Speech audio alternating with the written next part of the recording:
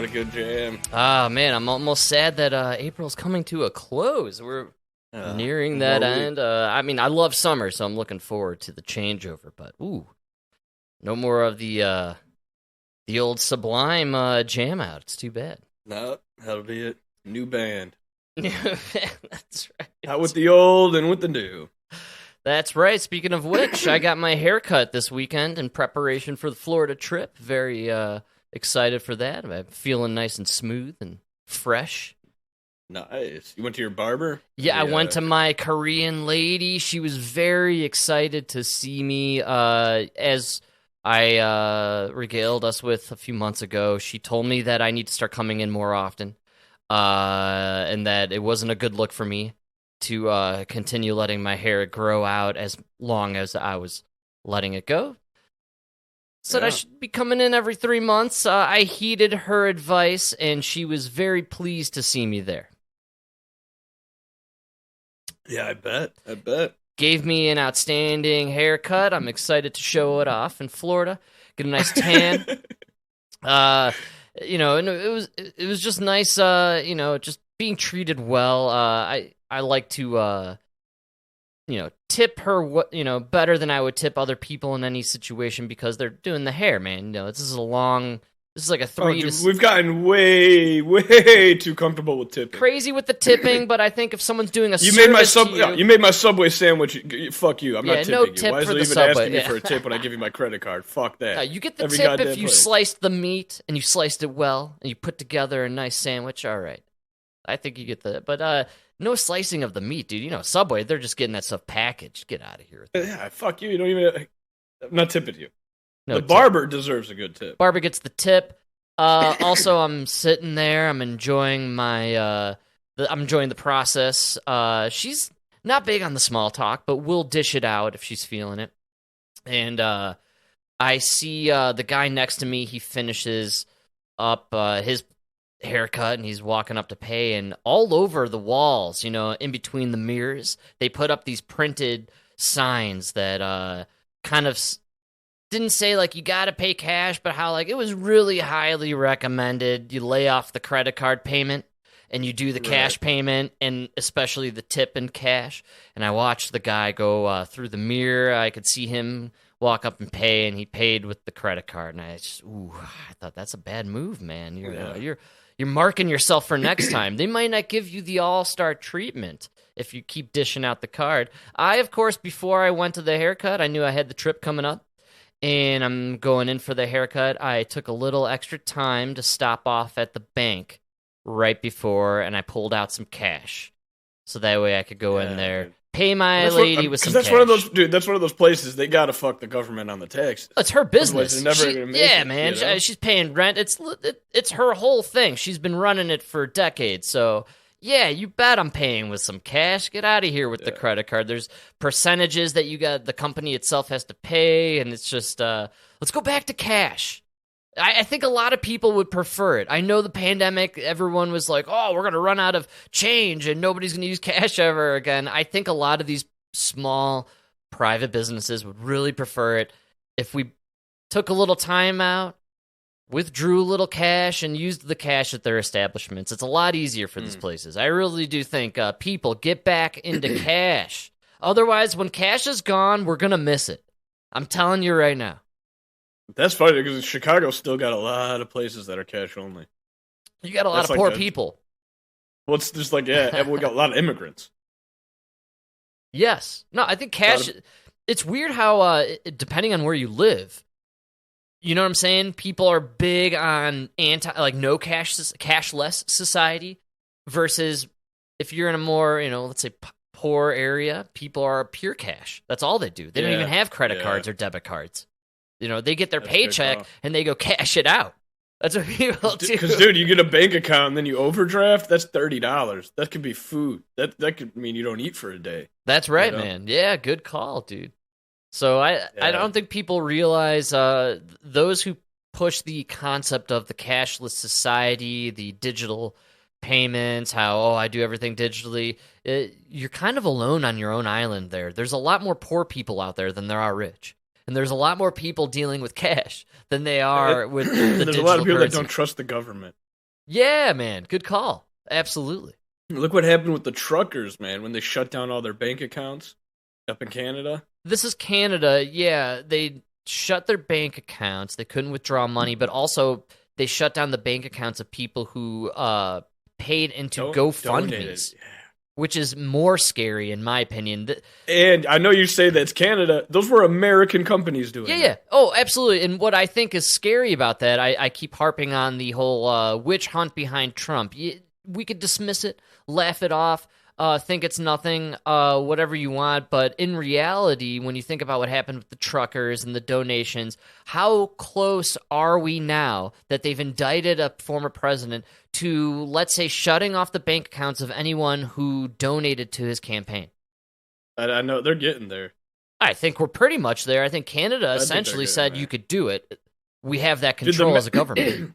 We never talked about it, but the Matt Taibbi thing is probably the scariest thing to happen under the Biden administration. Okay, throw down on it. We actually never brushed it at all, so give Matt me a lowdown. Taibbi was one of the reporters on Twitter who was given the Twitter files and released it. The alleged Twitter files. He was called into Congress to testify. That's right. While he was there testifying to Congress, IRS agents showed up to his door at his home. Wow, really? Yeah. I didn't know that happened. That's pretty crazy, actually. And so now he's being audited.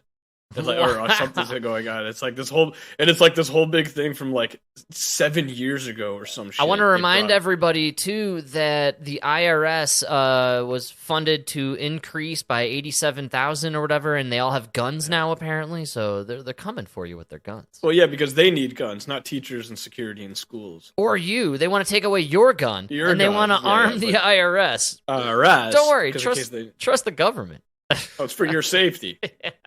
We're doing it for you. I didn't take away your gun and give it to this guy for your safety. That's right, man. We're doing it for you. Yeah, dude, So Matt Taibbi, he's testifying, and while that's going on, the IRS raided his home.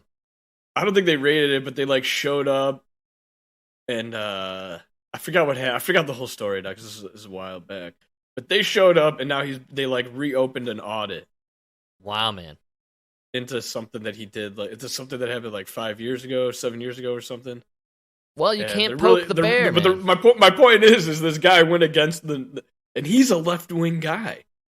Yeah, well, actually, he's independent, but he went against the party, and now they're going after him financially. Yeah, I was gonna say he's no Trump guy, but he's in his own little space, and I don't know.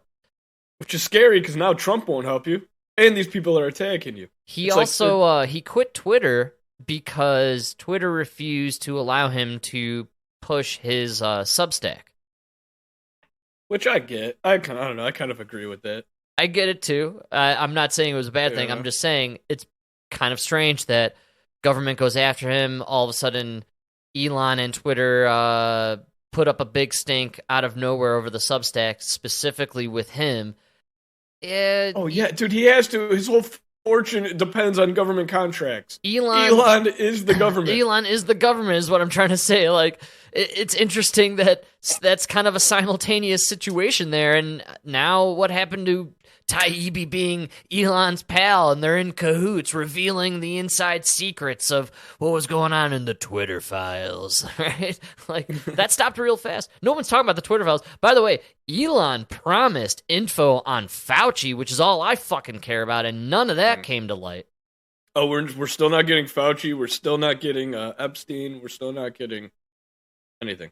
Yeah, Fauci and Epstein are sipping Mai Tais on some other island we've never heard of somewhere, laughing it away with Michael Jackson and Tupac, having the fucking best time of their lives, I'm telling you right now. What a party. I know Michael's still alive, and I know Epstein's still alive. Michael Jackson is not Michael alive, Jackson's dude. still alive, yes. He was definitely going not down, Michael Jackson. He was going down hard for that child molestation shit, and they had to just kill him off. And I'm telling you for sure, I think absolutely, there's no doubt in my mind Epstein is alive, and that was a fake death and murder. All the pieces, it's like a really bad Ocean's 11 movie, and they extracted Epstein out. The guards See, fall asleep. Epstein, The I tapes are believe. off. Yeah, I think Epstein totally faked. The whole thing was faked. It was government based. They extracted him out. They no longer, whatever it was, one of the alphabet guys or the Mossad or MI6, whoever, it could be any of them or all of them all together. They extracted their player. He was no longer needed. Yeah, it could be. Him possibly because he had the government backing of Israel. He had a multi-government backing, I believe. You think he was working? Yeah, you're right. Probably, yeah, all the intelligence. I think he was their guy that they all utilized, and, you know, his name became too well known, and maybe that's all, you know what I'm saying? Like, in the, they're monitoring the internet, right? They know everything that's being talked about amongst the populace in the interwebs, even the dark interwebs. So, all of a sudden, you know, they're like, wow, you know, the general public, Epstein's kind of become a known figure. We got to extract this character. We got to end his storyline so that way we can continue this game that we're playing, but we'll just have new characters take over who people aren't aware of yet. Yeah, there's definitely a new one out there. Yeah, the new Epstein, man. I'm telling you, we just don't know about him He yet. goes by Epstein. Epstein.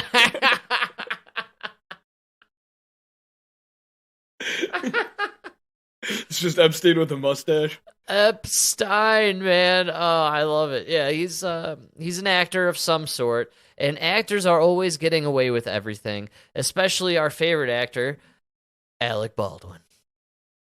Tonight, seen here for the first time, Alec Baldwin is back on the set of Rust as he was officially cleared of criminal charges today. The day he's cleared, he's back on the set filming the movie. He's like, okay, can we do the gun shooting scene again, please? I've been dying to do that scene. You don't understand. It's been on my mind. Can we just do the gun scene? Get it out of the way.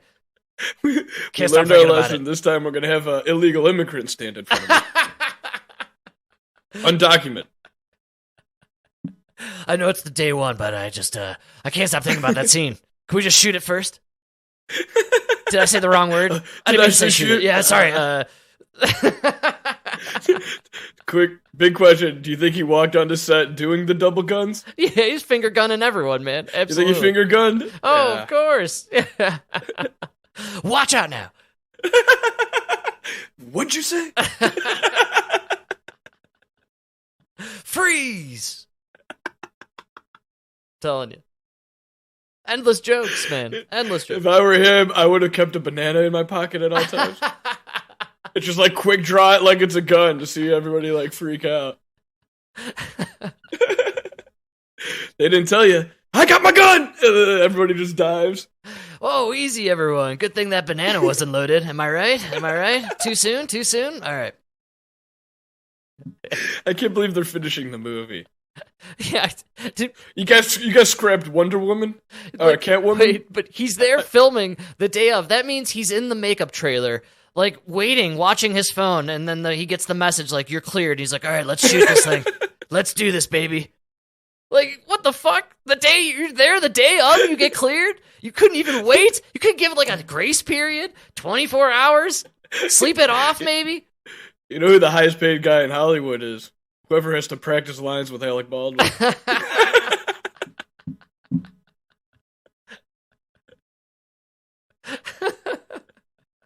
That's insane.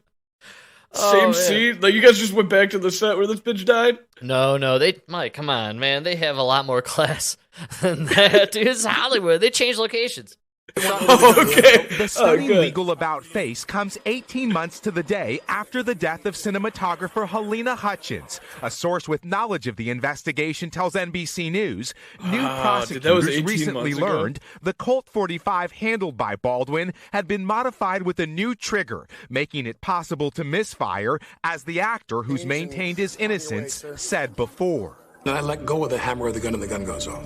Before stepping away from the case, You believe Alec Baldwin pulled the trigger? Yes. the former special prosecutor and DA told us they had evidence to convict, but new case attorneys writing new facts were revealed that demand further investigation. Consequently, we cannot proceed under the current time constraints. It defies belief that the state is only now learning about how this firearm operates when they are the only people who have had access to it exclusively for over a year and a half. While prosecutors maintain the move does not absolve Mr. Baldwin of criminal culpability, experts don't believe charges may be refiled, as the DA's office warns. Hannah Gutierrez-Reed, the film's armorer, who plans to plead not guilty, still faces involuntary manslaughter charges. The case against Gutierrez-Reed is still viable because of her title, her role. With production resuming on the new set of Rust, NBC News has learned director Joel Souza, who was also shot, gave a moving speech to the cast and crew of 200. Tonight, Baldwin is also back on the set, hoping to finish shooting the Western that started his I see what you did there. Yeah, he waited the whole time, and he snuck it right at the end, shooting the Western. Oh yeah, man! Hey now, yes, I fucking love that. Yeah, how could you resist? Right? I know. Come Well, here's on. the question: you think this movie's gonna make any money? I'm gonna go see it. I can't wait. Well, I'm not gonna go see. Oh, I gotta see it. definitely not gonna go see it. But I mean, I'll watch it on Netflix.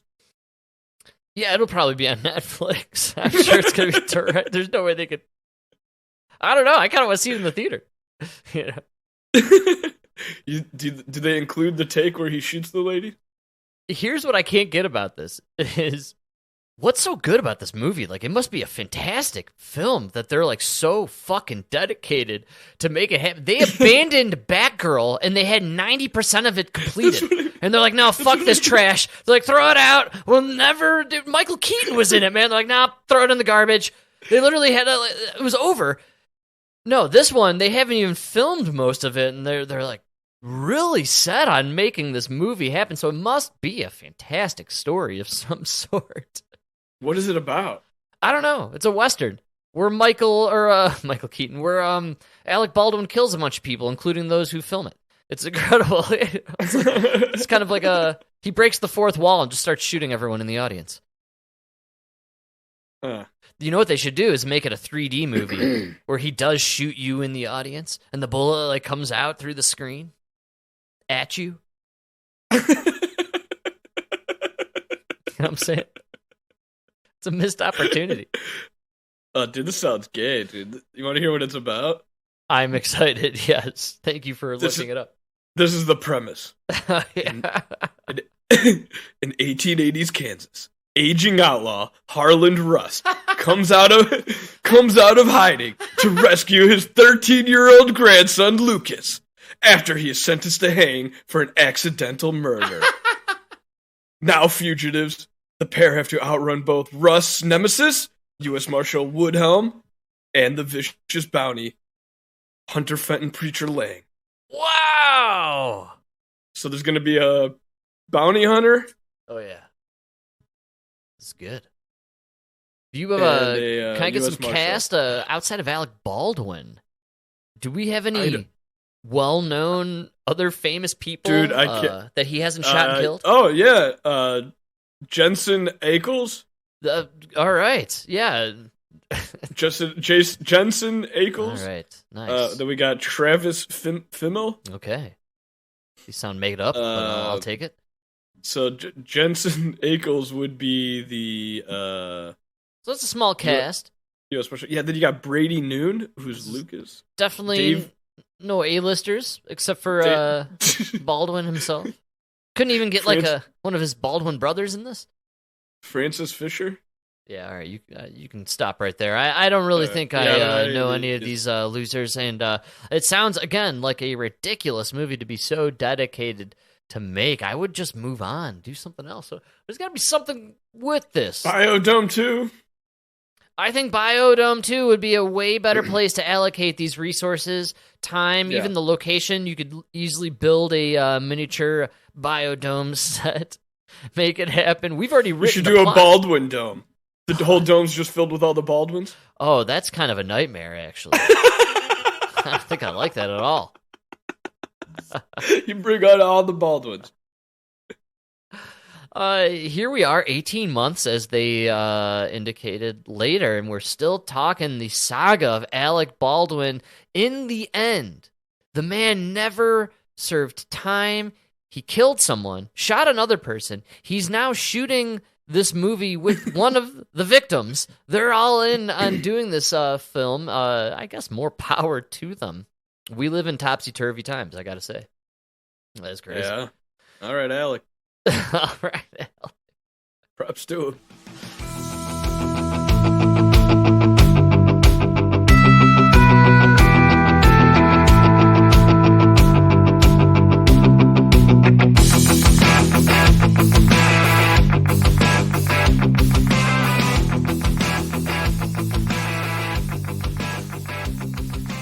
But look, what this screams to me is we need gun laws, man. I mean, we don't have gun laws to protect us from the likes of Alec Baldwin in our society.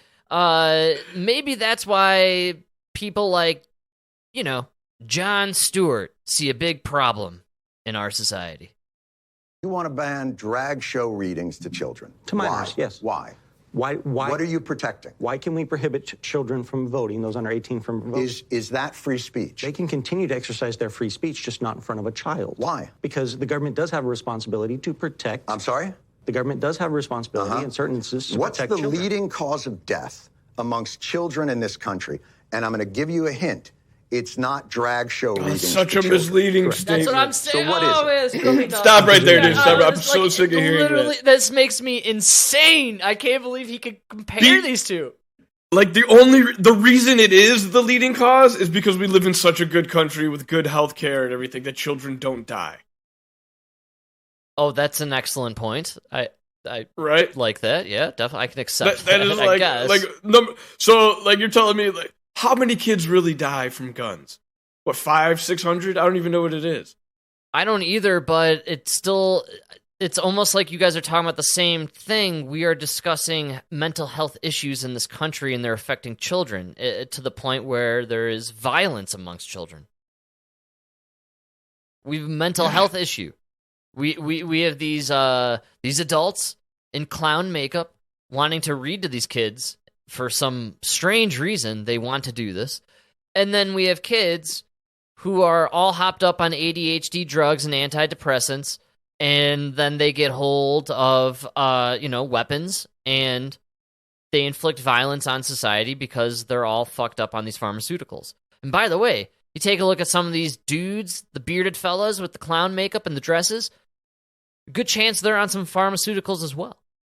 Oh, dude. No, but dude, like, I just looked it up. So this is from CNN. So this is like the highest number they could find. 3,600 children died from gun violence. And that's when they... All right, man. 3,600. That's when they do ages 1 to 18. Wow. So how many of those are like 16 to 18-year-old gangbangers in Chicago and New York? Or LA?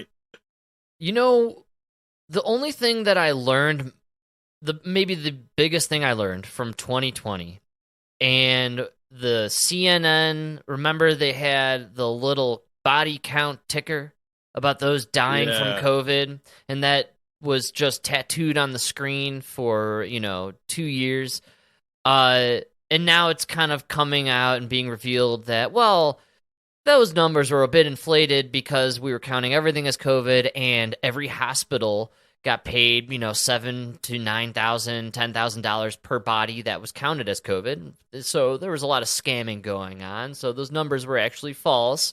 And that's a good cop-out for the government to say, look, our state media was saying, was lying to you. Can we trust any of these numbers anymore? Can we trust these gun violence numbers against kids anymore? Can we trust the heart attack and stroke numbers and the excess mortality numbers right now? Are we able to trust any numbers whatsoever? It seems like the government and the health industry and the statisticians and the people who work, they're all in these industries, they're all in cahoots. But dude, my thing is, even if it is 3,600 kids from 1 to 18, I mean,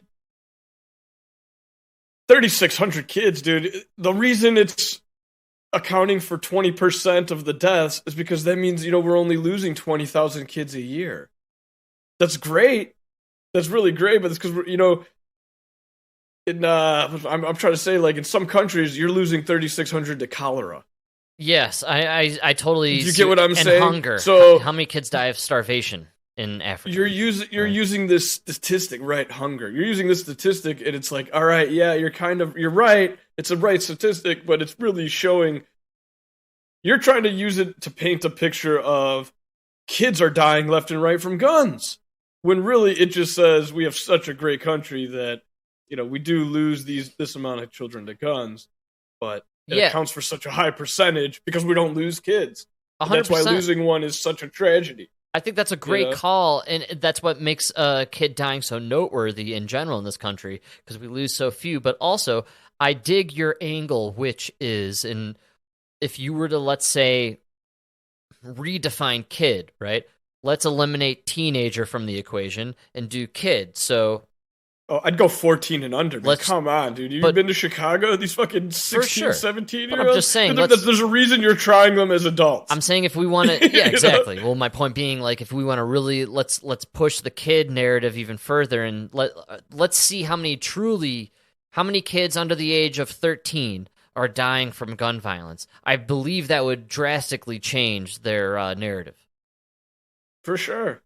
Because I think you're right. I think you hit that 14... 15, absolutely the 16, 17, and 18 level. You're talking about gang banging, criminals, people who are getting involved in auto theft, and And not only that, dude, you got to think, like, even before modern medicine, the whole rule was, like, a lot of places they didn't even name the kid until it was like 2 or 3. It was because once you made it to age 2, you were gonna make it, right? Yes, but so, like, my point is like, if you've made it to 16, 17, and you're a healthy kid, well, yeah, of course, nothing's going to come and kill you. You feel invincible because you literally are invincible. There's not a lot of things out there that are going to kill you virus-wise, things like that, especially in America. So, if you pick up a gun, then, yeah, that's going to be the thing that kills you. You know what I mean? Absolutely. And Jon Stewart's just using a false equivalency here, and he's that too, but I'm just saying the number things are what killing me, because I could paint 2 different pictures with that same paintbrush. You know what I mean? Absolutely. And you guys are fucking using it. You're skewing that statistic. It's the leading cause of child death. Yeah, because none of them are dying from tuberculosis. That's right. They do the same thing with climate change, man. They show a snapshot of 100 years and see, like, see, it's been warming, and it's unbelievable. Even though 100 years, we had a fucking ice age going on. But you look at, like, the 10,000 year, 1,000 year gap or whatever it is, like, we're actually cool compared to where it was. For sure. Yeah, they're skewing You get they're using numbers. They're cherry picking their numbers. That's what they're doing. Yeah. And Jon Stewart's cherry picking his numbers and using it to fight a guy who's trying to say, hey, look, culturally speaking, we got an issue that I'm trying to support the bills behind, let's get this tranny stuff and all the gender stuff, and let's just get all of it out of the schools and away from the kids. Can we all agree But my on problem with Jon Stewart is not a fucking one-way street, John. Okay, you're saying this guy doesn't want to protect kids because he's not doing gun laws? Why don't you want to protect kids with the fucking tranny laws? You know what I'm saying? Like, it's the same thing. You're not protecting kids. That's a great call. Can we all agree we want to do something to protect the kids? There's something up with the kids. Something rotten in our culture right now. There's something going on. Maybe let's start in the family area and with the kids and what they're getting taught in the schools. Let's start eliminating the outside political, cultural bullshit.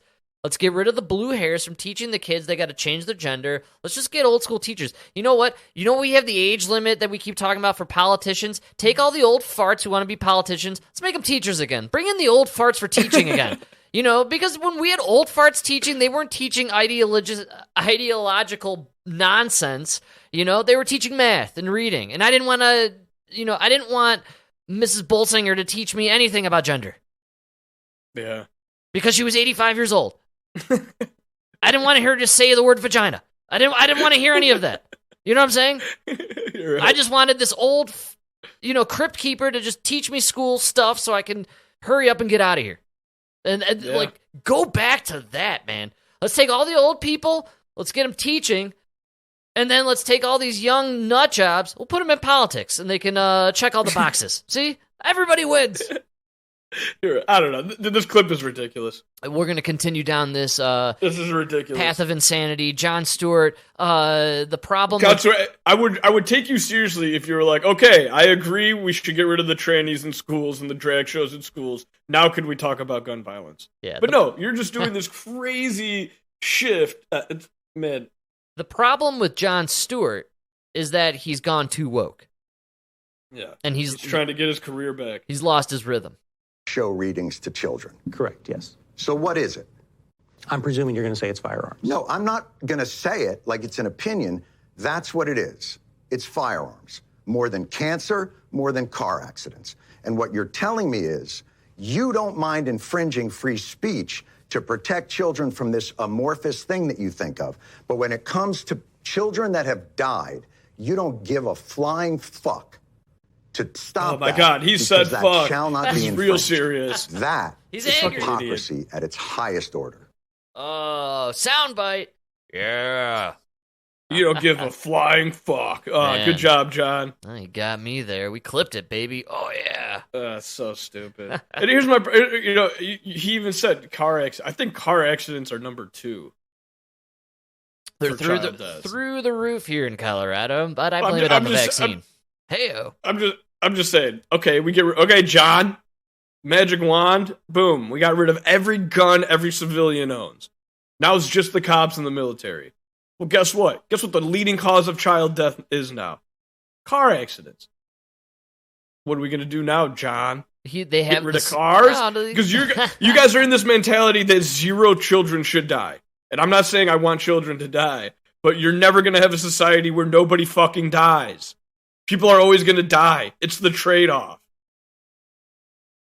Yeah, I totally agree. I mean, it seems like for liberals, their ideal society where they want to live, their utopia, if you will, is pretty much Demolition Man, where you can't say anything offensive or you get charged by the state through a ticketing AI machine that is tracking your movements. You can't have sex because all of that kind of germ or mixing. for a more real world, more realistic angle, I would say like 1970s Russia.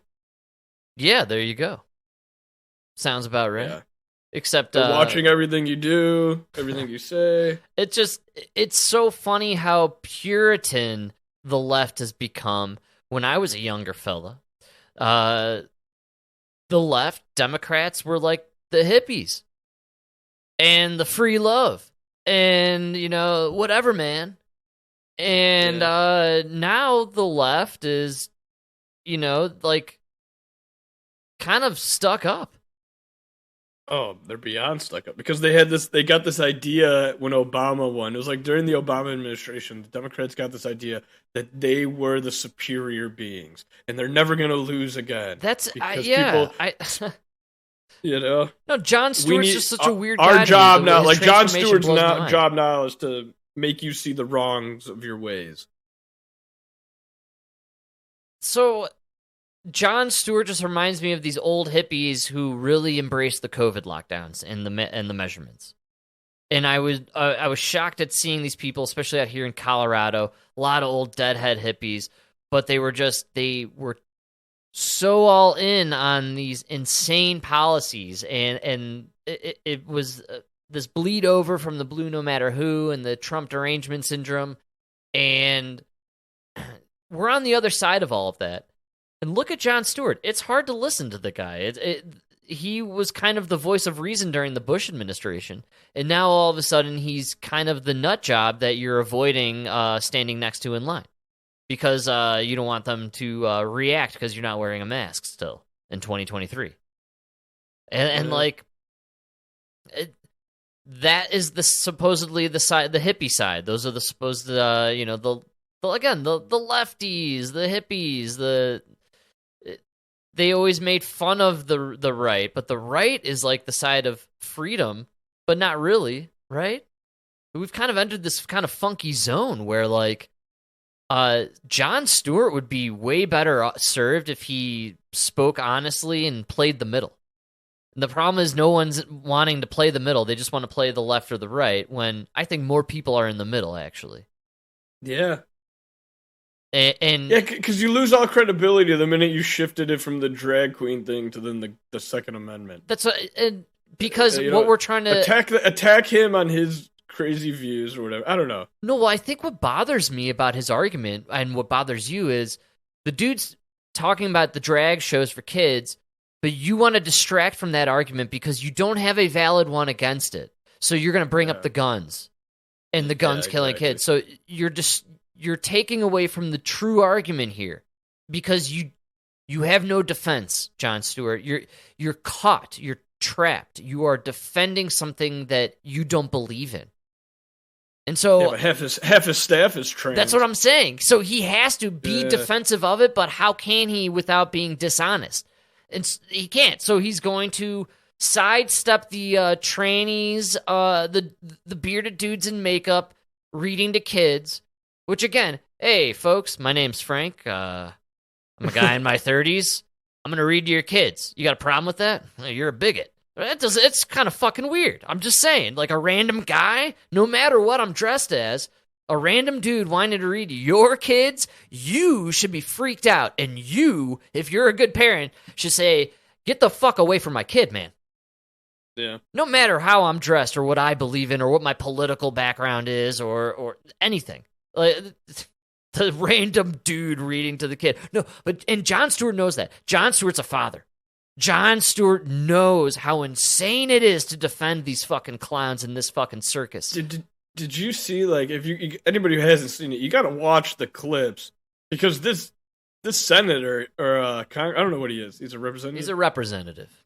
So he like clearly just sat down to have a discussion. Yes. Jon Stewart sits there from the minute it starts, just angry face. He's waiting to attack. Yes, he's yes.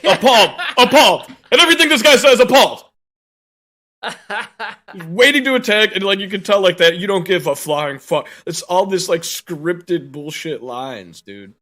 And I actually really believe we're not alone being in the middle, thinking, look, both sides are fucking crazy, and we're sick of the same shit over and over again. We're talking even on the left, man, they're polling now to the point where enough already, please. Let's get some age limits. Let's get something. Can we just get something new? As Biden prepares to formally announce his campaign for a second term early this week, just 1 in 4 Americans believe he should run for re-election. 70% say he shouldn't run.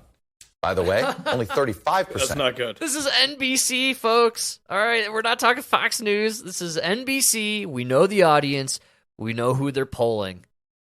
Not good. I believe Donald Trump should run again. 60% say no. Only 5% of Americans actually want both of these gentlemen to run.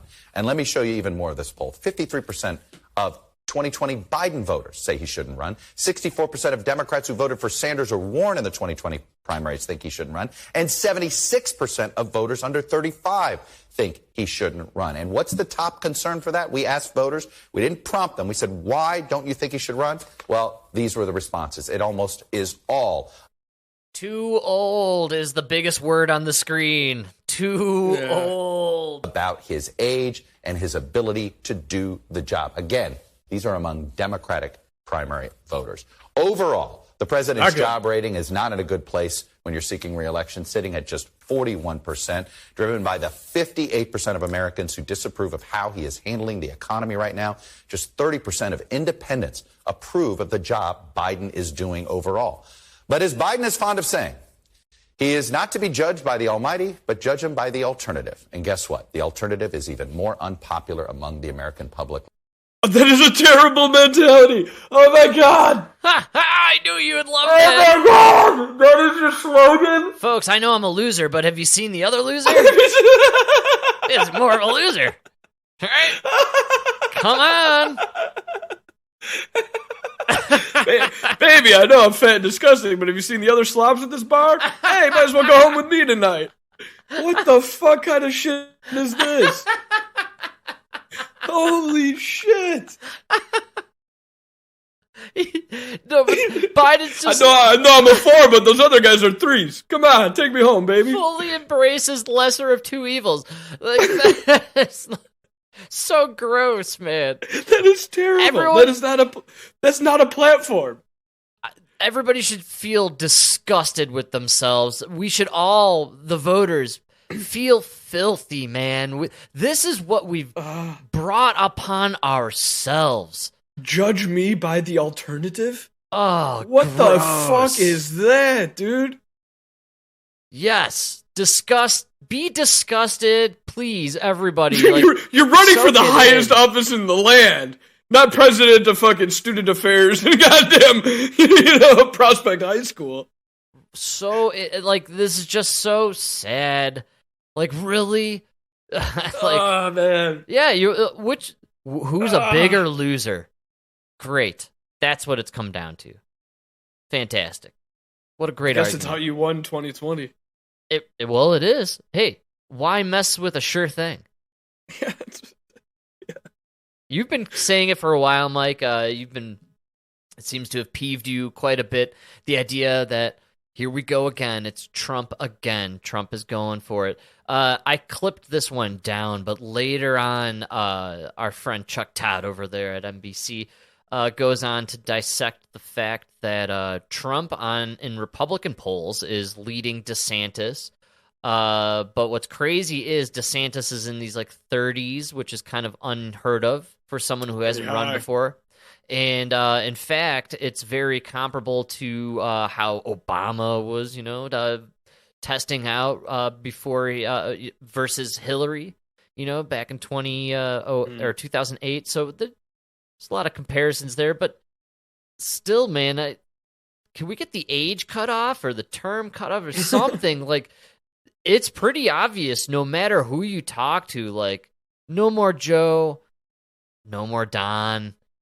Can we get rid of all these old farts and start fresh? Let's hate new people. Yeah. Let's start the new hate. Yeah, we need some new faces. Yeah, I want my blood to boil when I see the new guy. Yeah, I'm tired Good call, of it. Dude. Yeah. You're so old news, you're bringing up a fucking Stormy Daniels from 2006. Yeah, like nothing about you pisses me off anymore. Yes, I'm saying. This is America. We're built on being pissed off. You got to rile me up. I'm just not feeling nothing. She's not even a MILF anymore. Now she's a GILF. That's how long this took.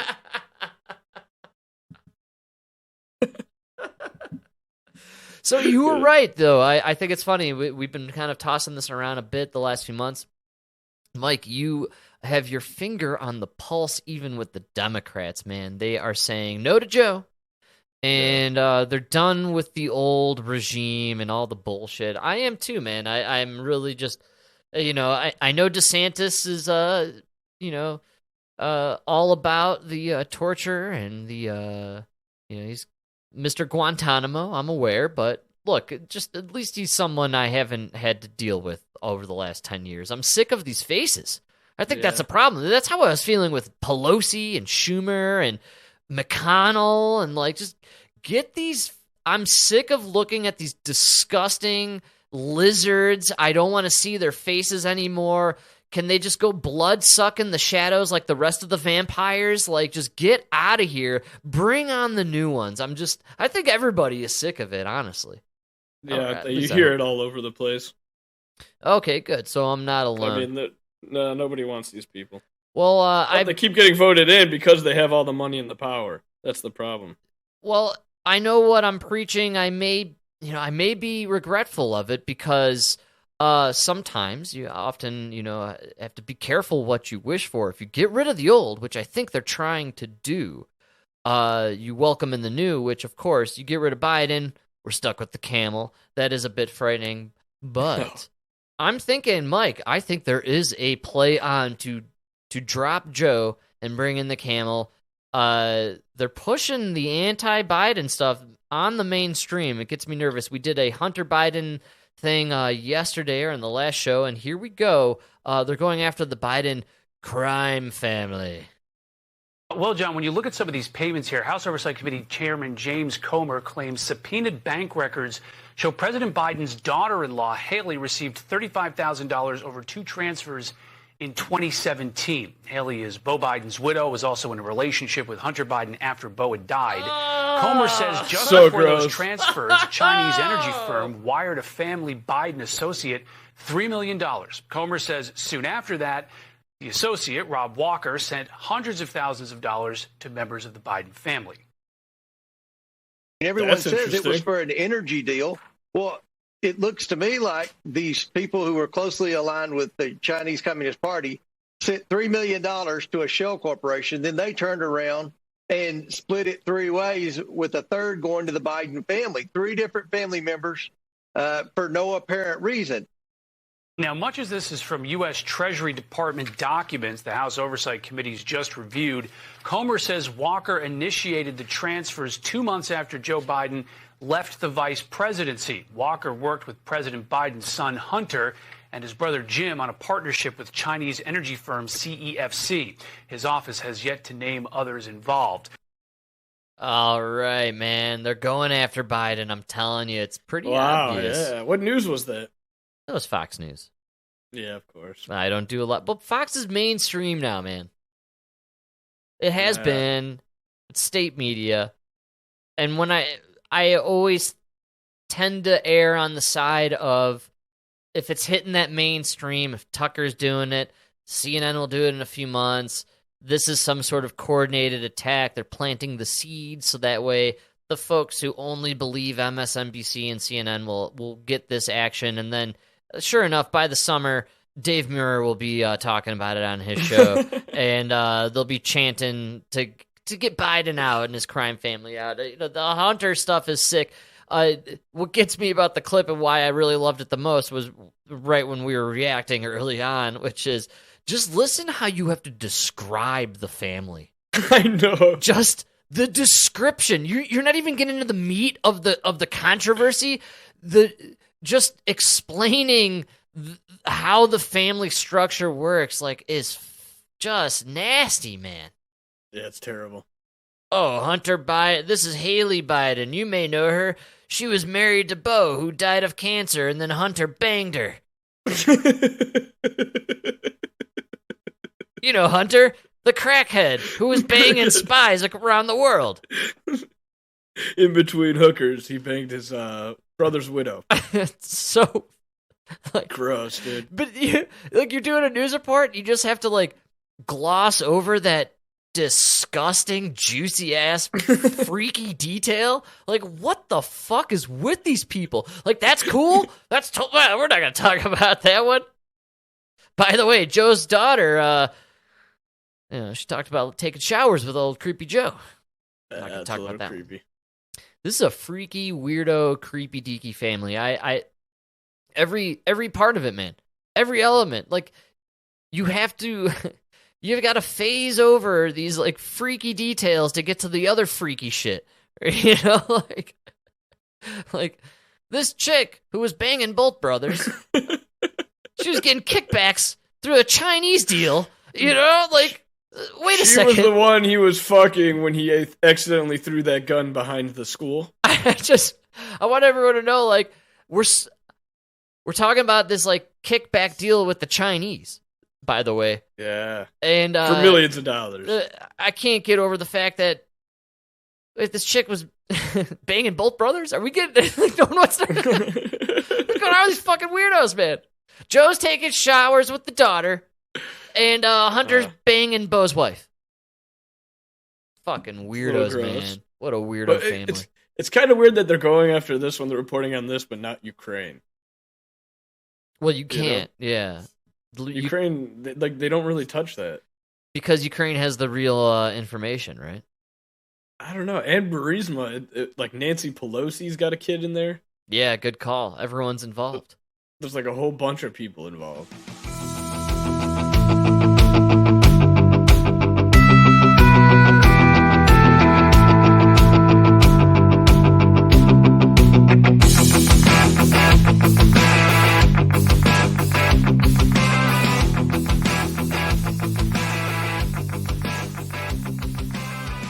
Right. I think there's some weird stuff going on the international stage.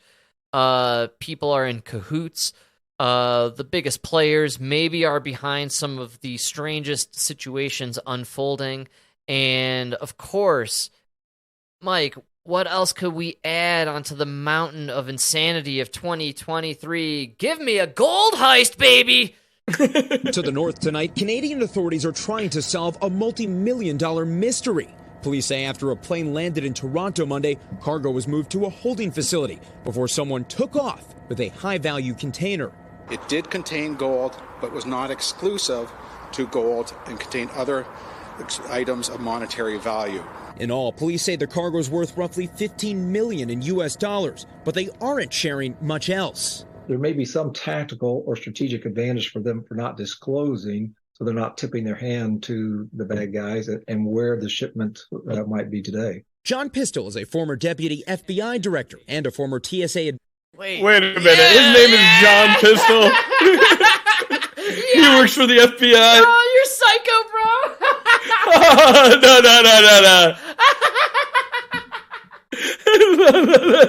How stupid do I look? Excuse me? This is his assistant, Sarah Coffee Pot. Get the fuck out of here. Oh, man. More from the reporter on the scene, John H. Journalist. Thank you. John Pistol, go fuck yourselves. John Pistol, dude. What a bullshit story. Where the shipment might be today. John Pistol is a former deputy FBI director and a former TSA administrator. He has many unanswered questions. Was it an inside job? And what evidence is there of whoever... What is my real name? The heist, if you will. Where am I? What type of access control How did I system get do they here? go through? Do they have a badge? In a statement, the Greater Toronto Airports Authority emphasizing last week thieves accessed the public side of a warehouse outside of our primary security line. This did not involve access to Toronto Pearson itself. Well, I found the number one problem here. At all Canadian airports, the security guards, they're Canadian. Eh? Sorry. Hey, shout out to our Canadian fans. Oh, yeah. I see you out there. Not exactly known for security, those Canadians. Well, they're laid-back folk, you know. They're very forgiving. Passengers. Yeah. The alleged airport theft evokes memories of New York's 1978 Lufthansa heist, becoming the stuff of Hollywood legend in Goodfellas. Nobody knows for sure Yeah, just how much Goodfellas was flick. taken in Oh, the daring yeah. pre-dawn raid at the Lufthansa cargo terminal at Kennedy Airport. Canada has its own history of high-profile heists. In 2012, thieves snatched millions of dollars worth of maple syrup, according to the Canadian Broadcasting Corporation. Police believe this latest theft was an isolated incident, but tonight its explanation is up in the air. Oh, I love that closeout. Up in the air. Way to go, Canada. Pretty crazy stuff. Here in Colorado, we have a mini Vegas in the mountains. It's a Black Hawk Casino. There's like 3 or 4 casinos there. Indian reservation. It's an Indian. Yes, that's right. And they make good money there. There's some dispensaries there. You can have a really good time in the area, no doubt about it. There was a heist there as well, not too long ago, probably in the last few weeks. Some random fellas called in and convinced a lowly worker to put something like $500,000 into a bin or something and drop it off somewhere, and she did so thinking it was higher ups, and the money was stolen. Yeah, it was taken. Oh, wow. That Genius. was a local heist here. Yeah, genius indeed. I was very impressed when I read the story. I may be off on the money, too. It may have been in the millions, but I'll settle for 500 G's just to make it less spectacular.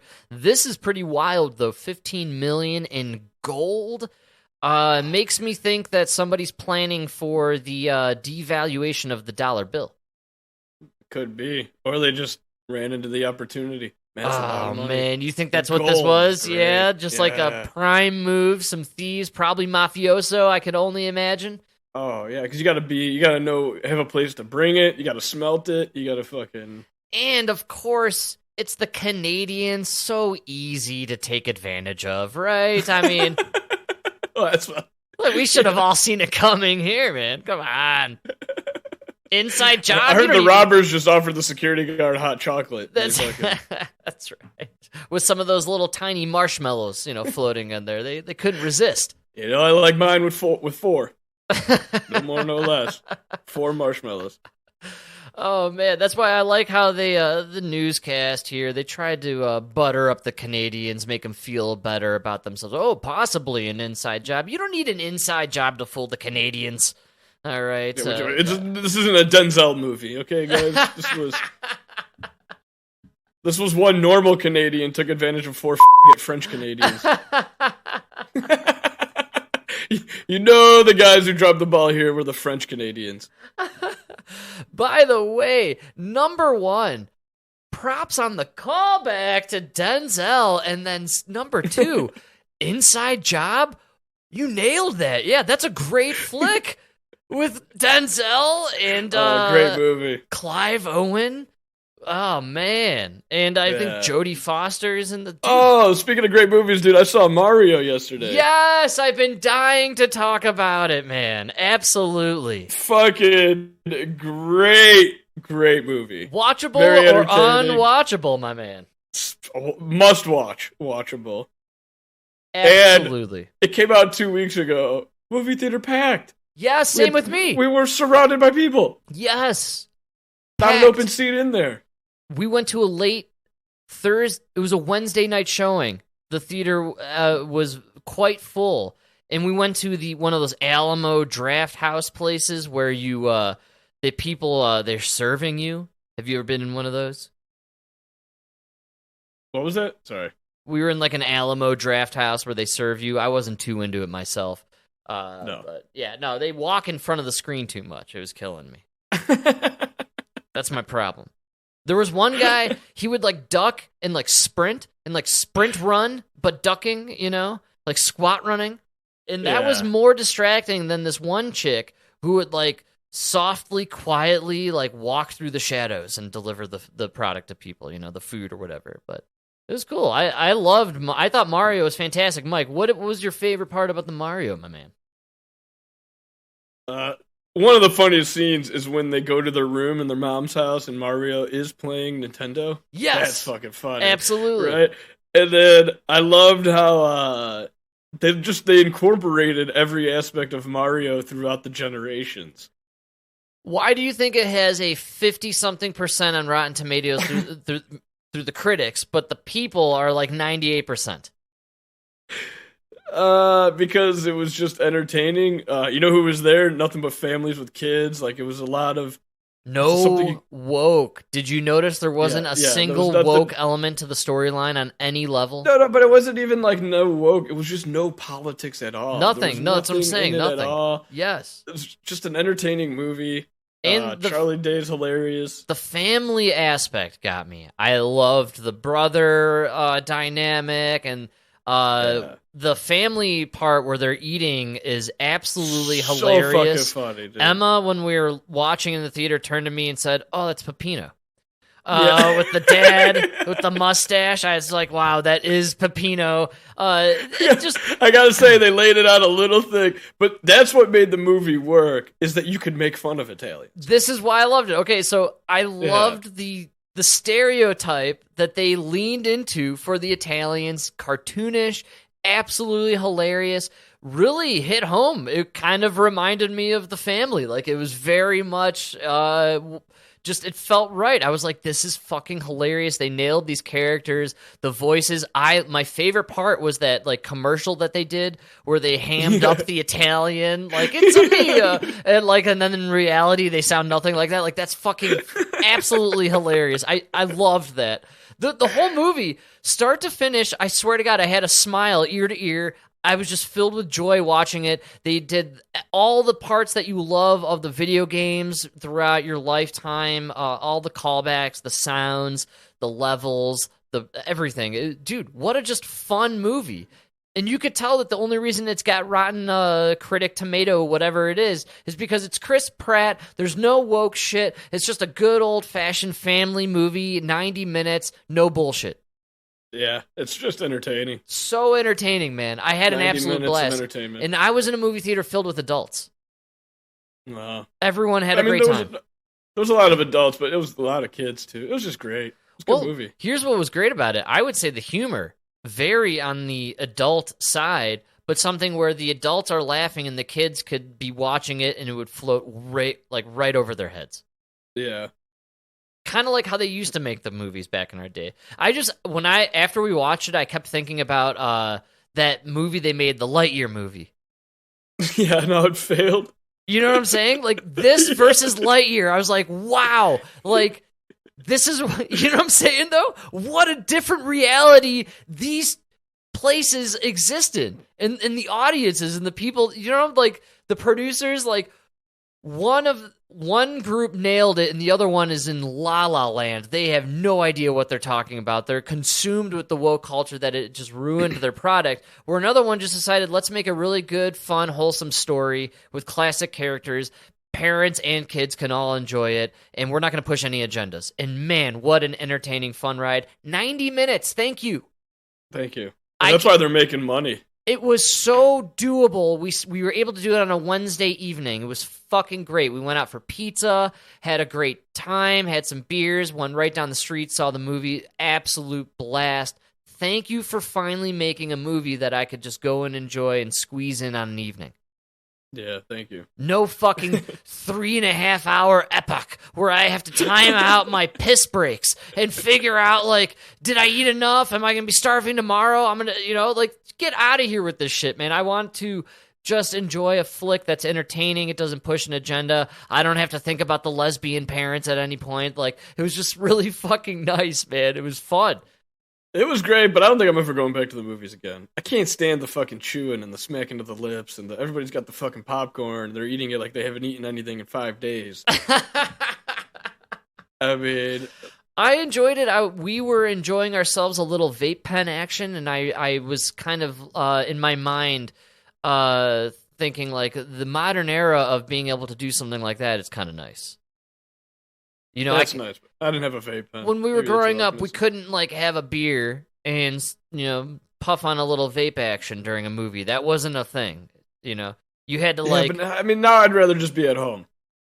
Yeah, but I liked, Em and I, we enjoyed the date night element to it. It was nice to go on a date night, but not feel committed to something enormous, like Avatar, which I still haven't seen. I don't even have... my bathroom isn't free enough to see Avatar in my own home. Honestly. Yeah, it's gonna be a while before I see that one. But I'll check out the next 90-minute flick. I think that's my bag from here on out.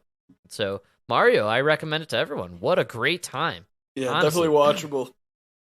Again, we left too, like, laughing about it, talking about it, smiling. You know, I can't remember the last. Oh, we saw, like, Spider-Man, or no, it was Doctor Strange. We left like confused and exhausted. Like, that was like not a good way to feel leaving a movie. Mario Brothers, that's the way I want to feel after seeing a flick.